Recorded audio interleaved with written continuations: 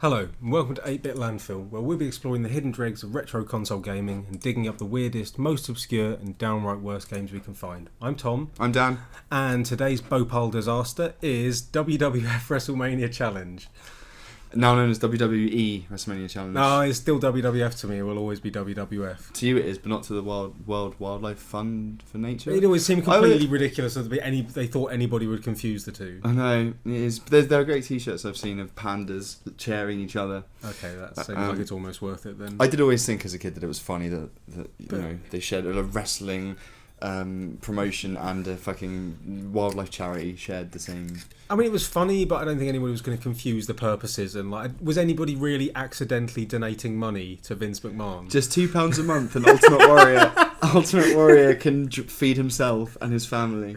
Oh, shit! He died recently, and I think just the weekend or something before. It's a day before. Yeah, he'd been on Raw. Yeah, to give that speech. And when you watch it back, it's really creepy because it sounds like he's predicting his own death. Yeah, own eulogy, essentially. Okay, so we've got select number of wrestlers per team. 1 versus 8 super challenge. Yeah, this is WrestleMania Challenge, so this isn't, as far as I'm aware, this isn't just straight up wrestling. It's something. It's kind of gimmick matches and stuff. Okay, so it seems to be tag matches, Survivor Series, or me versus 8 dudes. Yeah, not at the same time. Otherwise known as an average weekend for you. Or watching you versus 8 dudes. Yeah. Fuck's sake. You'd already said me. It didn't work. What? I've got a pretty shallow selection. Brutus Beefcake. No, is this you selecting? I thought that you were the dude on the left and it was just showing who you're fighting. It's saying player 1. You're choose teammate. I'm choosing teammate. Nondescript jobbing wrestler 1. God. Big Boss Man, Hacksaw Jim Duggan. I remember all these guys. Go back to Duggan. His even his expression has been rendered incredibly well with net graphics. No, that totally looks like Hacksaw Jim Duggan. I've got to give him that. Okay. Okay. Oh, look, Macho King. Macho King Macho Man. I've never remember him being called that. Ravishing Rick Rude. I'm not sure if that was quite a well-regarded wrestler. Yeah. Big Boss Man was always kind of a favourite of the heels. Okay, I'm going to go for Big Boss Man as my backup. Why am I choosing my teammate? I just did that. I didn't seem to get to choose my own wrestler. Doesn't matter, the bout's scheduled for 3 falls. You haven't got much choice in the matter, mate. Oh god, I'm going to get my arse pounded. Oh, yeah, there we go. Yep. I like the motif of having the life bars plus on the side of the ring. I think that's quite I didn't key. even see that. That's kind of cool. Yeah. Oh, got slammed. So that's obviously Beefcake, and you're just nondescript wrestler 1, yeah? No, I think I was somebody, but maybe I just pressed the button early when I hope I'm not a nondescript jobbing wrestler 1. Because that seemed kind of pointless. If you want to play this game, you fucking get up. Oh, you just lost. Wait. It's a 3 count. I was hitting all the buttons. You fucked it, man. WWE 2K14 is very similar. Savage now. To get out of a pinhold, you've got to do it's almost like what button have I got to press? There's only 2. I'm pressing both of them. Just wait. There you go. So I'm out. No. I don't think he. Yeah, no. There was no count out. Now you're out. Yeah, great. I don't understand. Yep. Anyway. What? That's fucking ridiculous. Okay, you're playing this shit. I can't be bothered. Spent most of the last session getting my arse handed to me as Buster Douglas. Okay, so in WWE 2K14, you had this. You've got right. So if you played like a golf game, Tiger Woods golf, right? Yeah. You hold down. You're playing on PS3. You hold down X button. You get a bar that comes up across the screen. Yeah, golf shot.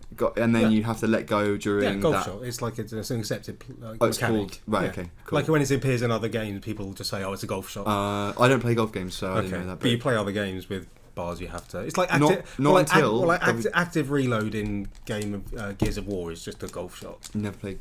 Oh no, I played the first Gears of War, but I don't remember that. Is that mechanic where when you're reloading, you have to tap the button a second time at a particular timing, and you get a faster reload and a boost to your damage. Which is that was considered high-end game mechanics at the time. I suppose it was kind of innovative. Blah, blah, blah, blah, blah. I'm just going to belly flop this geezer to death. That's the only. It seems to be the only attack that's having any kind of impact. Oh. I was surprised the Big Boss Man was no longer in WWE because everyone else from that era still seems to be around. Yeah. Even fucking Gold Dust is still in it. Do you remember Gold Dust? Yeah, vaguely. Yeah, I don't think I was watching it around that time. I'm blown away that that's still in there. That was like a weak gimmick when it was in that long ago, and now it seems like his younger brother is now in it as well. It's either his younger brother or his son is in it, and he's called Stardust. Okay. And has exactly the same gimmick.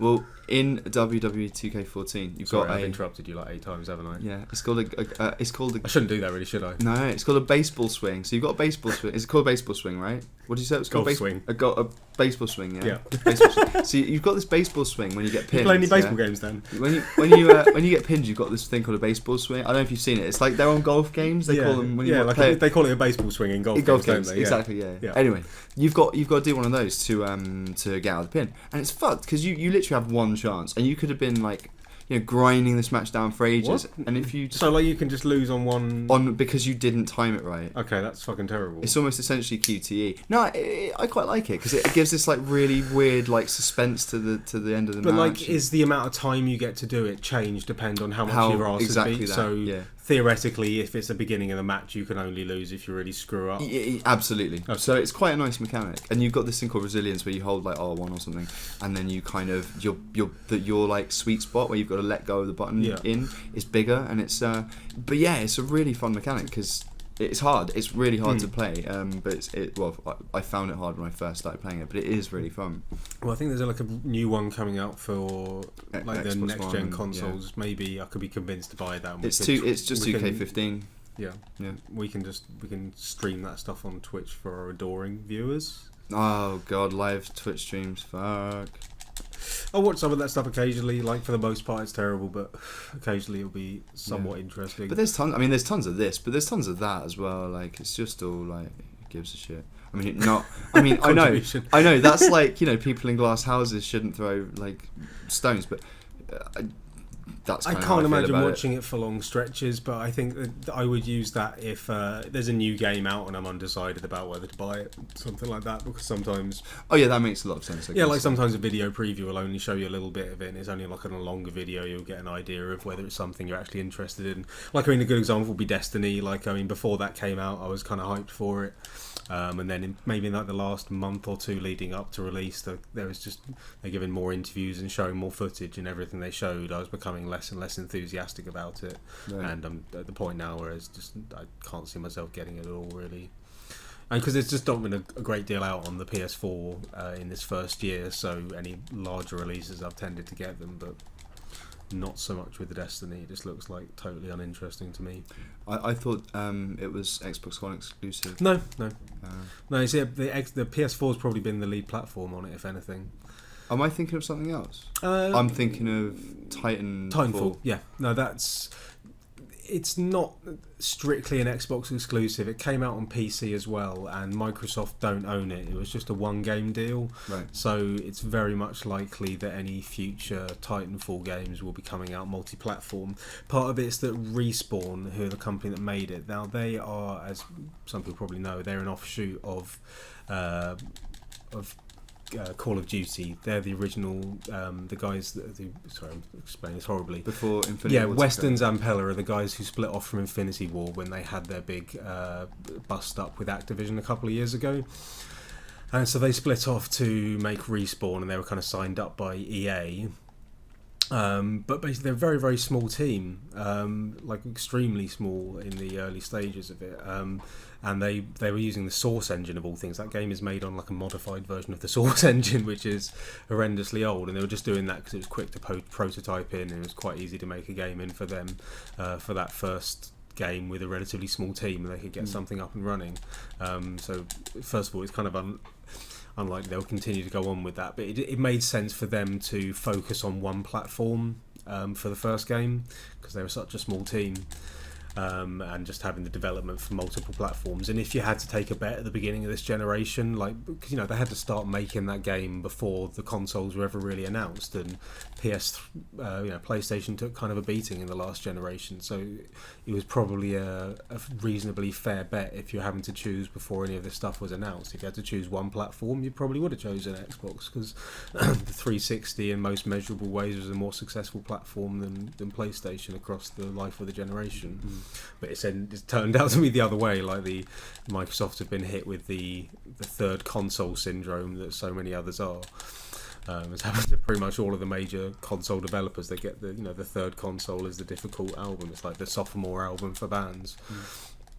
PS3? Would you count PS3? Oh, PS3 ended up not being a failure, but looked for the most part like it was going to be. It had a rough start, didn't it? Very rough start. It came out far, far too expensive. They were arrogant about it. There's this famous quote from, I can't remember which guy at the head of Sony. I think I'm being a bit of a spaz for not remembering that.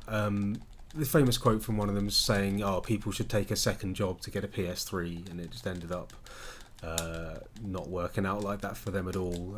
Microsoft came out a year earlier, got the jump on them. Their system was far, far easier to develop for. PlayStation was all based around this processor called the Cell chip, which Sony had huge plans for and was going to be the basis of all their electronics for the next generation. Was going to be in everything from your PlayStation to your fridge to your whatever. But it turned out it was just a complete bastard to develop for. It's very difficult to program stuff on it and get stuff up and running on it. Everyone hated it, and eventually, the Sony first party houses ended up getting the best out of it. Your Naughty Dogs of this world made it look beautiful, made that thing sing. But that was the people who had the optimal conditions for it. A lot of the cross-platform games of that generation ran better on the Xbox 360. It's just a really hard port, wasn't it? To port to they were working on Xbox 360 as the lead platform, and it had advantages. It just had a bit more bandwidth, I think, in terms of its RAM. They had a similar on paper. They had the same amount of RAM, but it was 512. But on the PlayStation, that wasn't unified. That was split 256, one for game side and one for system side. So effectively, they somehow Naughty Dog made The Last of Us run on 256 of usable fucking RAM, which is absurd. It's completely absurd. I mean, God knows what sort of black magic they needed to do to get that shit running. Skilled developers. Yeah, so essentially Microsoft had a 100% RAM advantage through the whole of that last generation. So only open world games were inherently going to run a bit better on it. So stuff like Red Dead Redemption, I played those on both. I played that on both platforms, and the Microsoft version was much better. It just ran a lot smoother, and that's the same for a lot of multi-platform stuff. But on the other hand, because they had the Blu-ray drive, there was PlayStation games which they just couldn't do on Xbox because of the size of it. I mean, I used my first. I got my Xbox, got my PS3 pretty much. I was on launch, and I remember using it for the first few months. Basically, it's just a way of putting YouTube on my telly, or playing Blu-ray videos. It was not a gaming console to me. I mean, what they released it with, Lair, and Lair there was some utter absolute shit they released with it. And eventually it warmed up, and it was a great console. It was a good console, and there was some really great games on it. And I've later down its lifespan, I played some amazing shit. I mean, I've had 7 of the fuckers because mine kept on Yellow Light of Death thing, so I'd kind of open it up and reflow the fucking board and all that shit. I did that 5 times. No, I did it a few times, but I had a couple of replacements from Sony beforehand. I paid for a replacement another time, and I did that 4 times. Didn't work, and then the 5th time I just bought a fucking slimline one like one of yours, and it's given me no trouble so far. Yeah, the Slim's been absolutely fine with it, but there was nothing wrong with my fat one. It just it got robbed. So I mentioned, I think in Lady Stalk we went in to buy legit house robbery. There's a fantastic shop burglary in Brighton, which is where we live, where we're based, called Replay, and they've got just an incredible retro selection. They really do have a pretty good collection. There's regularly people coming in. I was in there the other day and somebody had just dropped in a whole bunch of Mega Drive games, which I thought, idiot, why are you selling your Mega Drive games? Yeah. I mean, I've still got fuckloads of relatively rare, even SNES games I've got loads of, and I could get rid of them, but I still play them. I still got my. I went back home for the weekend. Lost again. What the fuck? This is completely irrelevant. I don't understand how to get up. Sorry. No, I'm just saying. I went home for the weekend and I found my old GameCube controller that we were looking for all that time. So we've now got another GameCube controller. Brilliant. They are actually released for. There's a new Smash Brothers coming out at the end of the year, and they're releasing basically a multi-tap for GameCube, so you can play with GameCube controllers on the Wii U. You don't need to. You can. On the Wii U. Yeah, on the Wii. Yeah, there's no right. GameCube input on that normally, so they just USB in the front, and it's like a multi-tap for GameCube controllers. Sweet, which is awesome. Cool. There's no way you want to play that on a fucking Wiimote. That's mental. And that game was quite, I mean, I don't know whether need a proper controller. Yeah, I mean, I don't know whether that game was necessarily built. Those controllers were built for that game, or whether it was just because we got used to playing it with those controllers. But it's a great. Oh, it like just works well. GameCube controller is one of my favourite controllers of all time. Like, I'm certainly up there against any of the. I think it's up there with the PS4 controller at the moment. It's my absolute favourites. Yeah. Lost again. Far in front of the original Xbox controllers, the original ones. The Duke, I think it was called, that enormous thing. That was horrific. The dinner plate. I got to say, like the DualShock 3, just that traditional PlayStation controller. Like they should have changed that for PS3 because it's not it's not comfortable. After playing on the PS4 controller, I feel it really kind of horrible going back to DualShock 3. It's not comfortable. Like you kind of have to crab your hands if you're playing anything that involves shoulder buttons. Yeah, but I mean, it's not like a NES pad, is it? With the they're giving fucking sharp corners. But I just think for its era, they should have hands. redesigned that shit. Like, because the PS4 is just controller is just so much superior. I really like the SNES controller. That's one of my favourites. I mean, it's got it had introduced shoulder buttons. Exactly. What an invention. Yeah. No, just for the GameCube controller, I really like the layout of the buttons. I like having the massive A button and then like the little B button. There's like a nice thumb slide across. Like even the little C stick, like others have talked about that quite horribly, but I always had absolutely no problem with that. And the big chunky analog triggers that you push in, like. Okay, obviously the Z button and there only being one of them is really that was the one silly. At the front, the little blue. the little blue one. I don't like that. I don't understand why they would only have one of them. And like the naming for Nintendo pad buttons is really silly now. So you've got the shoulder buttons, but then they've got two shoulder buttons like a normal pad on the on the Wii U controller. So they've got Z1 and Z2. You've got Z left and Z right as well as shoulder buttons left and right. So you've got L and R and ZL and ZR. That's fucking silly. I mean, looking at it, I think that for me the D-pad's a little small. It's about the right. I mean, I'm used to a bigger D-pad. I don't like the kind of. That's weird. Like I really like the pressure sensitivity. It's really good for like racing games. You've got like enough travel on them, and I like this kind of concavity to the finger is quite sexual. No slipping. The D-pads flick back a bit too harsh for my liking, and not the D-pad, the analog sticks. Yeah. But it's kind of a noisy pad, and like it is. I would say that around the C stick, there's kind of like an octagonal thing, which I can see the logic behind. But then, like I guess in that generation, they weren't expecting it to be so heavy on first-person shooters, but like it works all right. I mean, I had one of my favourite games of that generation was Time Splitters 2. Oh, I love Time Splitters 2. Yeah, like that's by far one of the best like multiplayer shooter experiences of that generation. I mean, that was better on GameCube. Like that was what converted me because I had a PS2 and then our friends like Rob and Keir got me into GameCube, and I was always like, oh, GameCube, that's for fucking babies, isn't it? And then they played me Time Splitters 2 and it just ran better. Like that was such an underrated little machine. GameCube's my favourite console. Yeah, I know. I think we've had this conversation. I mean, I played Time Splitters 2 on GameCube as well. I think I might still have it. Maybe. I think I might still have my copy as well. I've somehow managed. I still got my GameCube, but I don't know if I've got Time Splitters for it. But I can't play first-person shooters as is fabled. So you used to be able to? Or? No, I mean you just used to do it in puke. Yeah, so as is fabled amongst. Yeah, Dan has missed out on most of the best games because he gets travel sick. Motion sickness. Yeah.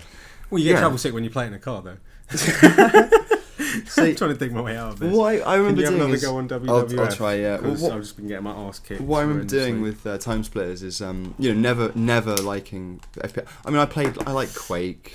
Quake 2 on the. I had a multi-tap for PSX. That was really fun. So did you always get sick, or you just get worse over time? Yeah, more so over time, because I think what happened is as Doom Duke Nukem could play no problem at all, right? It's because you haven't got those other planes, yeah.